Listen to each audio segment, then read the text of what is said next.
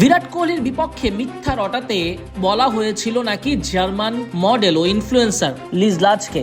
ওই মডেলের অভিযোগ, কোহলিকে নিয়ে মিথ্যা কথা বলার জন্য কিছু মানুষ তাকে টাকার প্রস্তাব দিয়েছিল।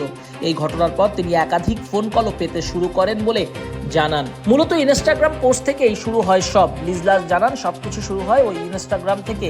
সেখানে দাবি উঠেছে বিরাট কোহলি নাকি তার একটি ছবি লাইক করেছেন।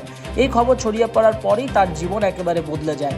জার্মান মডেল বলেন, আমি খুব খুশি হয়েছিলাম এবং একটু আবেগপ্রবণ হয়ে পড়েছিলাম, কিন্তু এমন কিছু ঘটবে আমি একেবারেই ভাবিনি। এরপর একের পর এক ম্যাগাজিন ও বিভিন্ন জায়গা থেকে আমার কাছে ফোন আসতে থাকে।